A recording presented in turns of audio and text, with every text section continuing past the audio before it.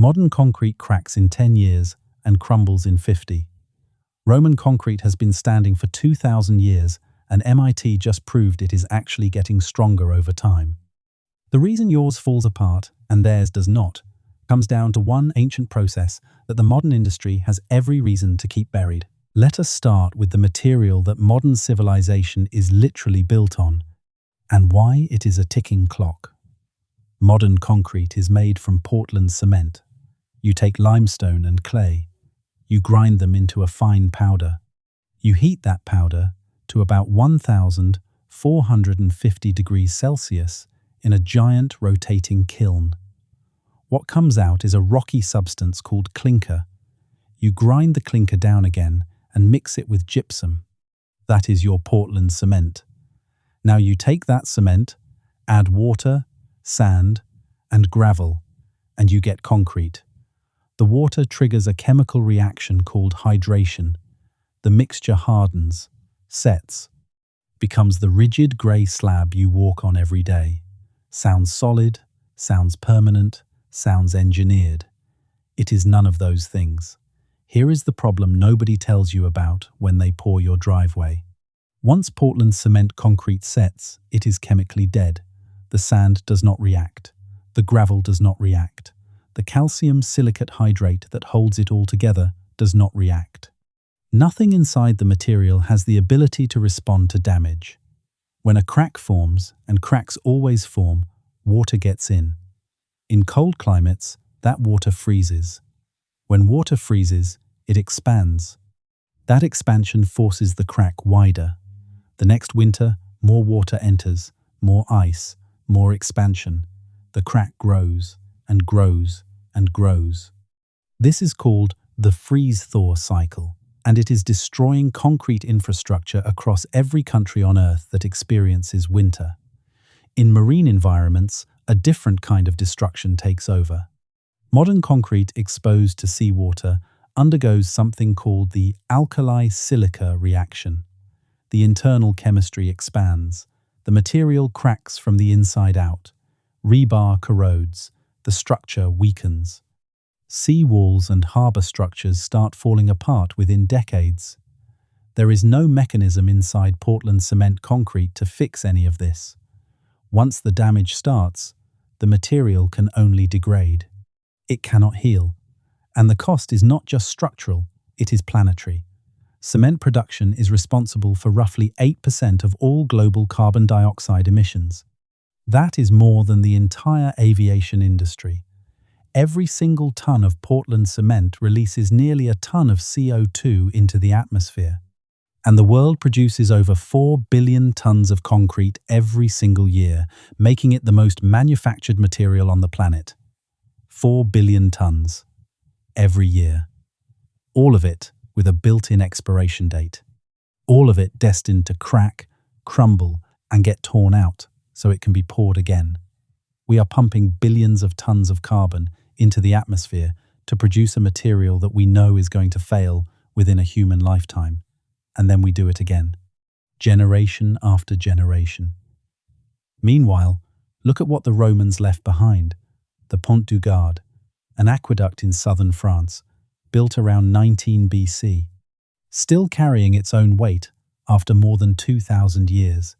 Trajan's Market in Rome, a multi-story concrete commercial complex built around 110 AD, still structurally sound. Roman harbour walls and breakwaters across the Mediterranean, submerged in corrosive saltwater for 2 millennia, not just surviving, getting stronger. These were not special projects. They were standard Roman infrastructure, roads, aqueducts, harbours, public buildings.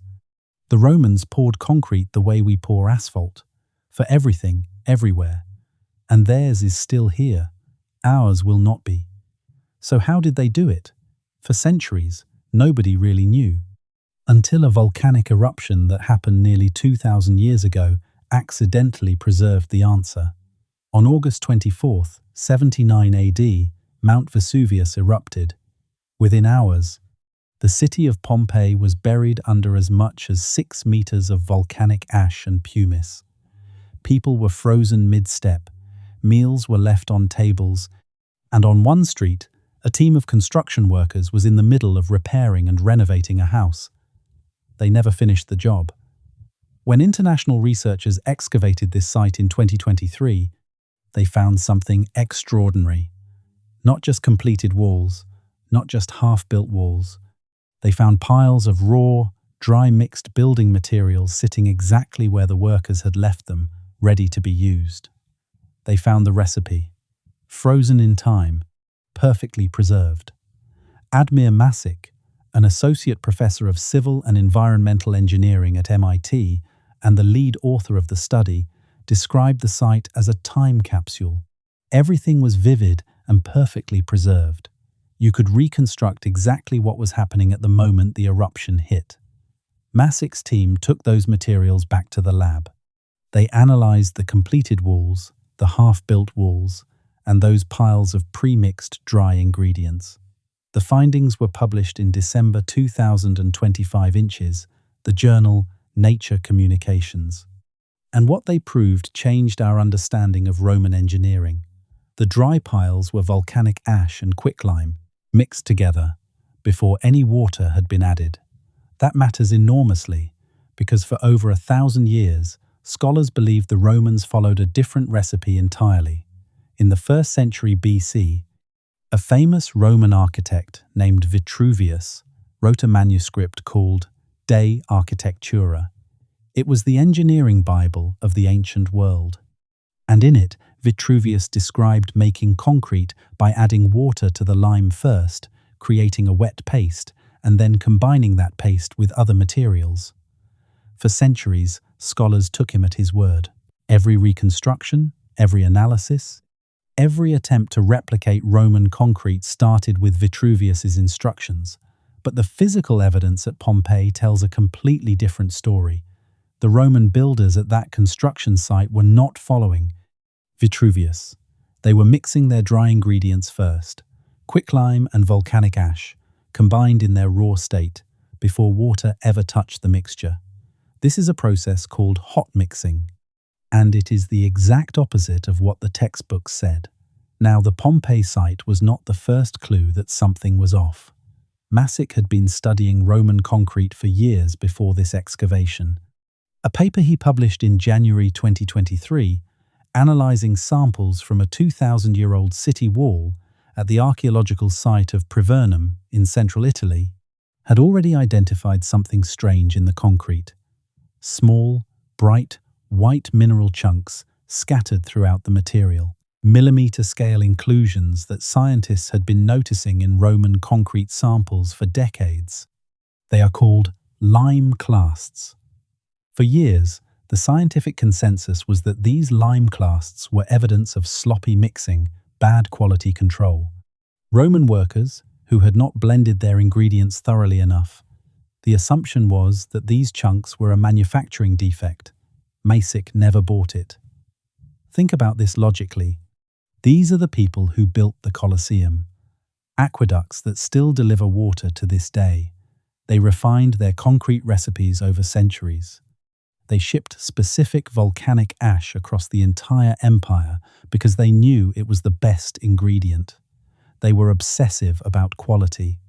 Why would builders that meticulous be careless about mixing? They would not. And they were not. Those lime clasts were not a mistake. They were the entire secret. And understanding what they actually do inside the concrete requires a closer look at the chemistry. Because this is where ordinary volcanic dirt becomes something extraordinary. Pay close attention to this part. Because once you understand how this works, you will never look at a cracked sidewalk the same way. The Romans used 3 core ingredients. First, volcanic ash. They called it pozzolana, named after the town of Pozzuoli on the Bay of Naples, where they sourced the best deposits. It is rich in silica and alumina, 2 compounds that are absolutely critical for the chemistry that follows. Second, quicklime, calcium oxide, made by burning raw limestone at extremely high temperatures. This is not the mild calcium hydroxide paste that Vitruvius described. This is the raw, unslaked, violently reactive powder straight from the kiln. It is caustic, it is dangerous, and it is the key to everything. Third, water, sometimes fresh water, sometimes seawater, especially for marine structures like harbour walls and breakwaters. Here is how the hot mixing process actually works. The builders combined the raw quicklime directly with the dry volcanic ash. No water yet, just the two dry powders mixed together. Then they added water. The moment water contacts quicklime, a violent exothermic reaction fires off. The calcium oxide reacts with the water and releases an enormous amount of heat. The temperature inside the mix spikes dramatically. This is not a gentle warming. This is a chemical explosion at the molecular level. That extreme heat does two critical things.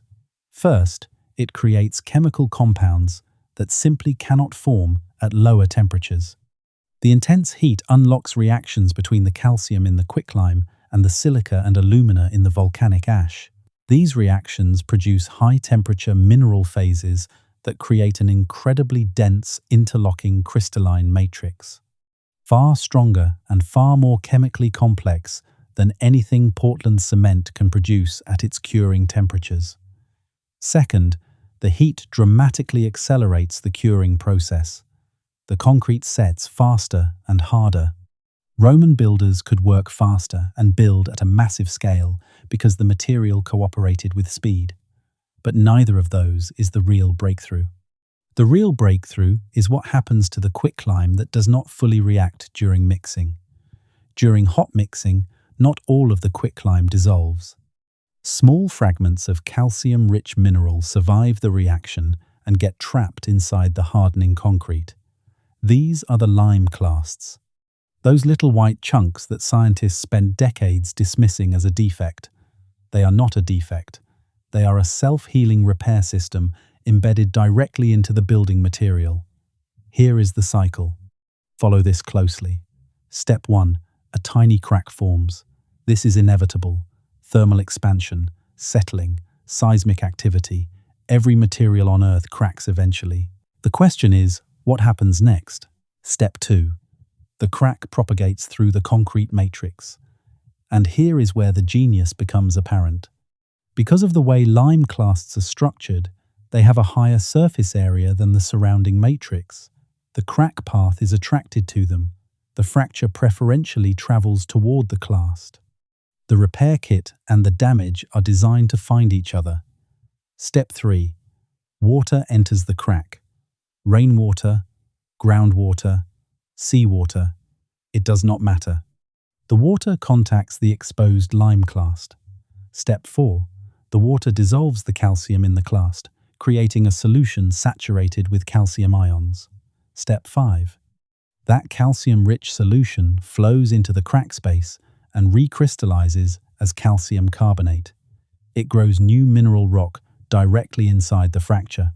The crack fills itself, seals itself, from the inside out. And it does not stop there. The dissolved calcium ions can also react with the pozzolanic components in the surrounding volcanic ash, creating additional mineral bonds that reinforce the repaired zone. The fix is not just a patch. It is a reinforcement. The healed area can become stronger than the original material around it. This is self-healing concrete. It detects its own damage. It delivers its own repair material. It executes its own fix. Automatically, without human intervention, without maintenance crews, without a single dollar spent. And in seawater, the story becomes even more remarkable. Geologist Marie Jackson at the University of Utah spent years studying Roman marine concrete. What she found defied everything modern materials science expected. When seawater penetrates through Roman concrete in harbors and breakwaters, it triggers the growth of two rare minerals, aluminous tobermorite and philipsite. These minerals form interlocking crystalline plates inside the concrete matrix. The plates reinforce the structure. They increase resistance to fracture. They fill voids. The ocean is not attacking the concrete. It is feeding it, making it denser, making it harder, making it stronger with every passing century. Jackson's team was astonished. Synthesizing alto-bermerite in a laboratory requires extremely high temperatures and produces only tiny quantities. The Romans managed to create conditions where it grew naturally at ambient ocean temperatures over hundreds and thousands of years. The same seawater that disintegrates modern concrete is the very thing that makes Roman concrete indestructible. Let that sit for a moment. Masic's team proved all of this in the laboratory. They made samples of hot mixed concrete using the Roman recipe. They deliberately cracked them. They ran water through the fractures. Within 2 weeks, the cracks had completely healed. Water could no longer pass through the sample. Then they made an identical batch without quicklime, same volcanic ash. Same aggregate, same water, same deliberate cracking, same test. The cracks never healed. The water kept flowing through, indefinitely, 2 weeks. That is how long it took for 2,000-year-old technology to do something that the most advanced cement on the modern market cannot do at all. So the science is settled, the mechanism is proven, the recipe is decoded, which raises an obvious question, and you already know the answer is not going to be pretty. Why is your driveway still cracking? 2 peer-reviewed papers. One of the most respected engineering departments on the planet. A mechanism that has been proven to work for 20 centuries. And yet, bridges are still crumbling. Highways are still being torn up and repaved every 15 years. Follow the money. The global cement industry is worth over $300 billion a year. That revenue depends on one thing and one thing only. Repeat customers. Concrete cracks.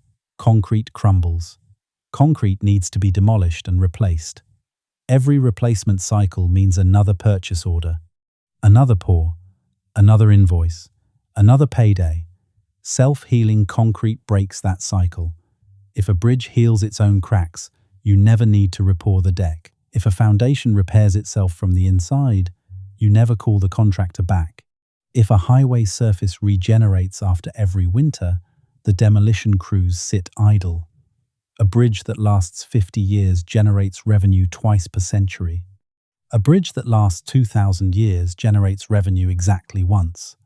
Nobody in the industry is going to hold a press conference and admit they prefer selling you an inferior product. But the incentive structure is sitting right there in the open. And it is not just concrete. It is the same logic that governs every disposable product in your life. Your phone battery that degrades after 2 years. Your appliances engineered to fail right after the warranty runs out. Your car parts made from plastic instead of metal so they break sooner and you buy replacements sooner. Planned obsolescence. Applied to the literal foundation of civilization. The recipe has been decoded. The chemistry has been verified. Masic's team at MIT is actively trying to commercialize a modern version.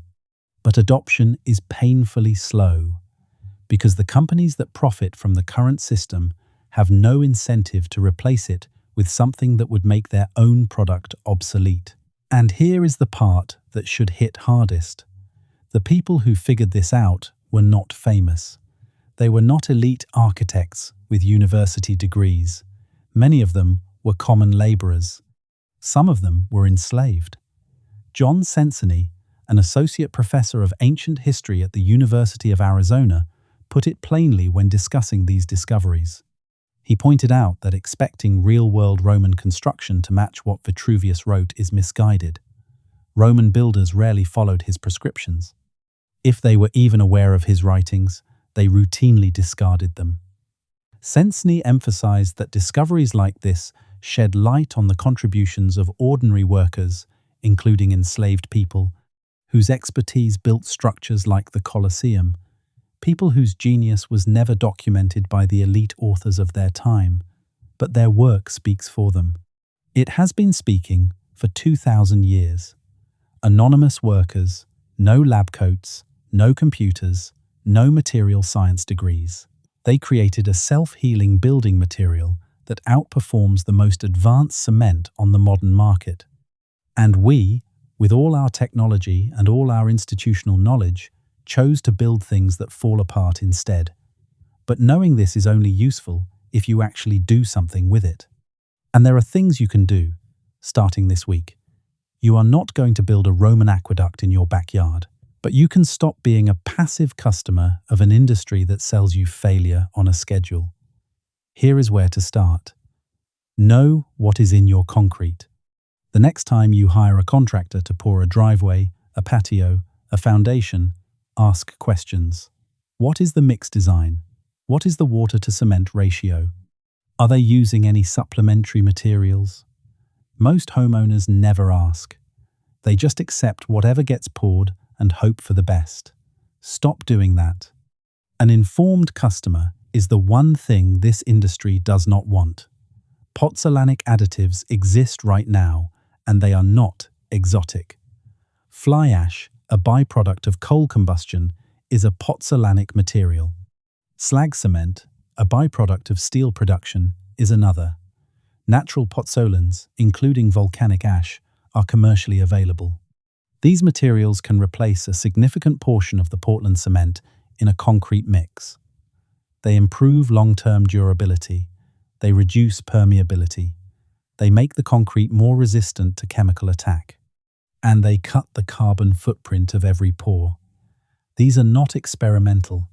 They are being used right now in high-performance infrastructure projects around the world. Dams, bridges, marine structures. The technology exists today. It is just not being offered to you by default when someone pours your garage floor. You have to ask for it. Lime-based alternatives are also making a comeback. Natural hydraulic lime, also known as NHL, is a binder that predates Portland cement by centuries, and it has something Portland cement does not: genuine self-healing properties. NHL mortars and plasters can seal their own micro-cracks through carbonation, where atmospheric CO2 reacts with the lime to form new calcium carbonate. The same basic chemistry the Romans exploited, adapted for modern restoration and green building. If you are building a new home or renovating, ask about lime-based mortars and plasters, especially for exterior walls, chimneys, and any application where long-term durability matters more than speed of construction, and support the research. MASIC's team is not the only group working on this. Laboratories around the world are investigating how ancient formulations can be adapted for modern construction. But research needs funding, and funding follows demand. If builders, architects, and homeowners start asking for these materials, the industry will have no choice but to provide them.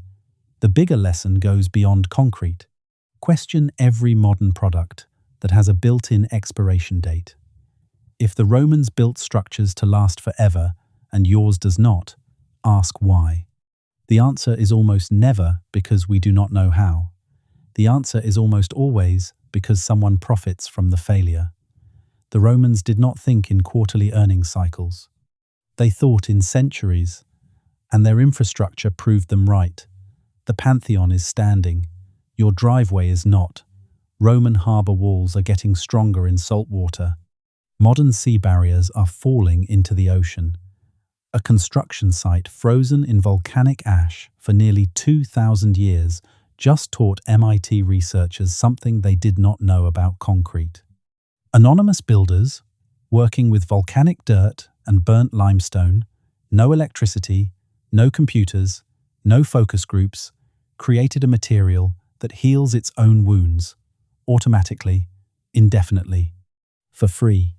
We forgot that, on purpose, because permanence is not profitable, but the recipe is not lost anymore. The science is proven, the chemistry is published, the lab tests are done. We know how it works. We know why it works. The only question left is whether we are going to keep buying concrete that cracks, or whether we are going to demand something that lasts. Progress is not a straight line. Sometimes the smartest technology is the oldest, and sometimes the most advanced engineering is buried under 2,000 years of volcanic ash, waiting for someone to dig it up and remember. Thanks for watching, and I'll see you in the next one.